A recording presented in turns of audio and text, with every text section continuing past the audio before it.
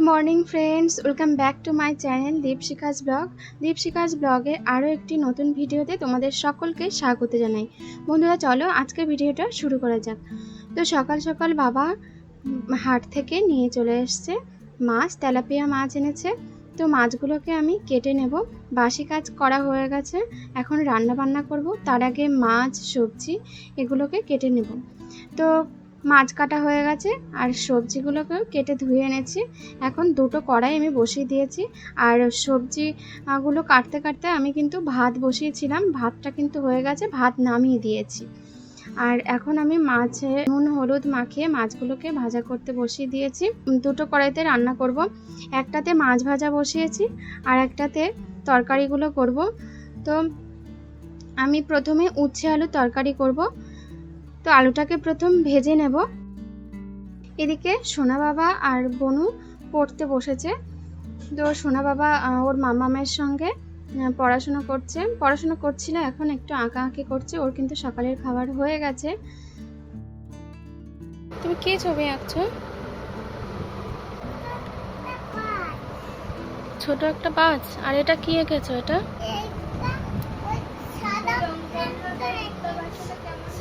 কোন সাদা ট্রেন? এইটা? এই ট্রেনটা এঁকেছো? এই যে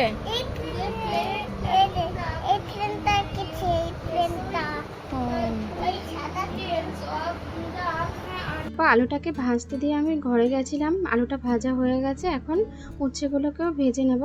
আগে নুন হলুদ দিইনি, এখন নুন হলুদ দিয়ে ভেজে নিলাম। আর এদিকে লোহার কড়াইটাতে বসিয়েছি, চাকা চাকা করে আলু ভাজছি। চাকা চাকা করে এরকম আলু ভাজা কিন্তু সোনা বাবা খেতে খুব পছন্দ করে। তো আলু আর উচ্ছেটাকে ভেজে নিয়ে এখন কড়াইতে তেল দিয়ে দিয়েছি, আর একটু রাঁধুনি ফোড়ন দিলাম, আর দিয়েছি গোটা রসুন, কাঁচা লঙ্কা, নুন হলুদ, লঙ্কার গুঁড়ি এগুলো দিয়ে দিয়েছি। উচ্ছে আলু মাছ দিয়ে ঝোল করব। তো তারপর উচ্ছে আলুটাকে কড়াইয়ের মধ্যে দিয়ে মশলাটার সঙ্গে ভালো করে কষিয়ে নেব। কষানো হয়ে গেলে জল দিয়ে দেব। তারপরে কিন্তু জলটা ফুটে উঠলে মাছ দিয়ে দেব। কিছুক্ষণ ফুটিয়ে ভাজা ধনে জিরের গুঁড়ি দিয়ে দেবো, দিয়ে নামিয়ে দেব। তো বন্ধুরা, এভাবে কিন্তু উচ্ছে আলুর ঝোল তোমরা আগে না খেয়ে থাকলে ট্রাই করো। উচ্ছে যারা খায় না তাদের জন্য তো এটা খুবই ভালো, খুবই টেস্টফুল হয়। তো তোমরা এটা ট্রাই করো। তো দেখো, উচ্ছে আলুর ঝোল করে তারপরে আমি কিন্তু ঝিঙে আলু রান্না করব চিংড়ি মাছ দিয়ে। আর তারপরে কুমড়ো আলু দিয়ে যে তেলাপিয়া মাছ এনেছিল সেটাকে রান্না করব। তো এই রান্নাগুলো তোমাদের সাথে শেয়ার করলাম না। তো এই দেখো, আমার কুমড়ো আলুর তরকারি কিন্তু হয়ে গেছে। মুসি আর আলু আর চিংড়ি মাছ দিয়ে রান্না করেছি। তারপর এখানে চলে এসেছি আম পাড়তে। বাবা বাঁশ দিয়ে লগা বানিয়ে আমগুলোকে পাড়ছে, আর আমরা দুই বোন বেড কভার দিয়ে আমগুলোকে ধরছি। তো এই বেড কভারটা আর কি ইউজ করি না।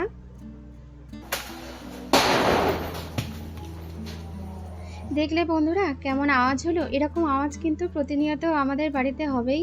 সব থেকে অসুবিধা হয় যখন ঘুমিয়ে থাকি, হঠাৎ করে এরকম আওয়াজ হলে না খুব ভয় লাগে। তো যাই হোক, এখন এই আমগুলোকে আমরা পেড়ে নেব। বেশ কয়েকটা আম কিন্তু পাড়া হয়ে গেছে, আর আমগুলোর সাইজ তোমরা দেখলে অনেক বড় বড়। এগুলো যদি মাথায় পড়ে তো খুবই খারাপ অবস্থা হবে। তো যাই হোক, খুব সাবধানে আমগুলোকে পাড়ছিলাম, খুব ভয়ে ভয়ে আর কি আমগুলোকে পাড়ছিলাম। তো আমগুলো পাড়া হয়ে গেছে।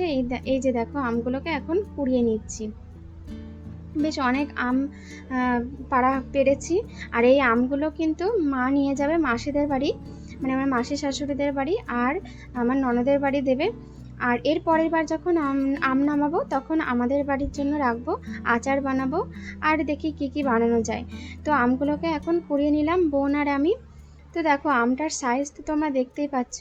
আর এই গাছটা অনেক উঁচুতে, যার জন্য আমগুলো পড়ে ফেটে যায় আর খাওয়া যায় না। পেকে গেলে তো অনেক দূর থেকে পড়লে পাকা আম তো খাওয়াই যায় না, নষ্ট হয়ে যায় নিচে পড়লে। তো আমগুলো তোমরা দেখতেই পাচ্ছ। দেখো, আমি হাতে করে দেখাচ্ছি, অনেক বড় বড় আম, এগুলো মালদাই আম। তো এই যে হচ্ছে গাছটা, এই দেখো এই কত লম্বা গাছ, আর অনেক আম ধরেছে এবছর। গত বছরও আম ধরেছিল, কিন্তু এবছর না অনেক আম ধরেছে। শুধু এই গাছটাতে না, আমাদের আরও দুটো গাছেও কিন্তু বেশ আম ধরেছে। তো এখনও কিন্তু অনেক আম রয়েছে, আমগুলোকে পরে পেড়ে নেব।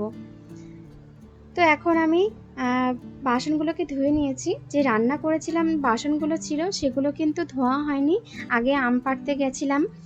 তো এখন বাসনগুলোকে ধুয়ে নেব। আর রান্নাঘরটাকেও মুছে এনেছি, ওভেন, গ্যাস ওভেন, রান্নাঘরের মেঝেটাও আরেকবার করে মুছে এনেছি। এখন বাসনগুলোকে মাজলেই আমার রান্নাঘরের কাজ কমপ্লিট হবে। রান্নাঘরের কাজ কমপ্লিট করে তারপর আমি স্নান করে নিয়েছি, আর বাবুকেও কিন্তু স্নান করিয়ে দিয়েছি। মা একটু পরে বেরোবে, মাসিদের বাড়ি যাবে। তো আমি এখন পুজোটা দেব। তার আগে আয়নার সামনে চলে এসেছি। মেয়েদের সবার প্রিয় জায়গা, এই আয়নার সামনে না আসলে কিন্তু দিন কাটে না, বা এমন কোনো দিন নেই যে আয়নার সামনে আসিনি। তো যাই হোক, আমি একটু সানস্ক্রিন লাগিয়ে নিচ্ছি। সানস্ক্রিনটা সকালে লাগালে ভালো হয়, তো মনে থাকে না, তার জন্য স্নান করার পরে লাগিয়ে নিই। আর তারপরে সিঁদুর টিপ পরে আমার সাজটা কিন্তু কমপ্লিট করলাম।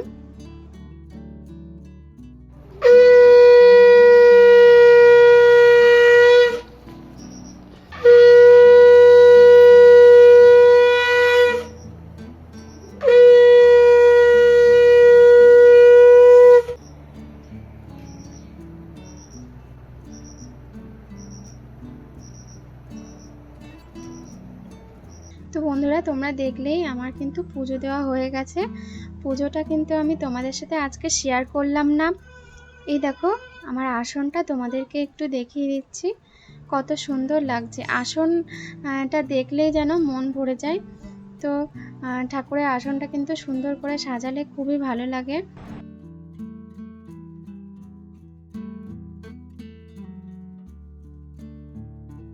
এরপর চলে এসেছি বিকেল বেলায়। দুপুরে খাওয়া দাওয়ার পর একটু রেস্ট নিয়ে তারপরে বিকেলে চলে এসেছি। এখন জামা কাপড়গুলোকে তুলে নেব। জামা কাপড়গুলো শুকিয়ে গেছে, আর সোনা বাবা এদিকে একটু খেলা করছিল উঠোনে। তারপর দেখো জামা কাপড়গুলোকে এখন ভাঁজ করে নিচ্ছি। এখনই যদি ভাঁজ না করি, রেখে দিলে একটা আলসেমি কাজ করে। তো আমি এখন জামা কাপড়গুলোকে ভাঁজ করে এই বাস্কেটটার মধ্যে রাখছি। এগুলোতে আমাদের যে জামা কাপড় ধোয়া জামা কাপড়গুলো থাকে, রোজ দিন যে জামা কাপড়গুলো পরা হয়, সেটার বাস্কেট। আরেকটি বাস্কেট হলো সোনা বাবার। তারপর আমি ঘরটাকে ঝাড়ু দিয়ে নিচ্ছি আর ঘরটাকে মুছে ফেলবো।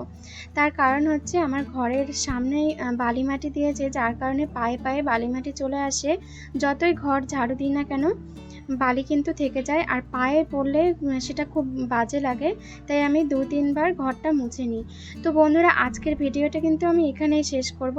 দেখা হবে নতুন আরও একটি ভিডিওর সাথে। তোমরা সবাই ভালো থাকবে, সুস্থ থাকবে। টাটা।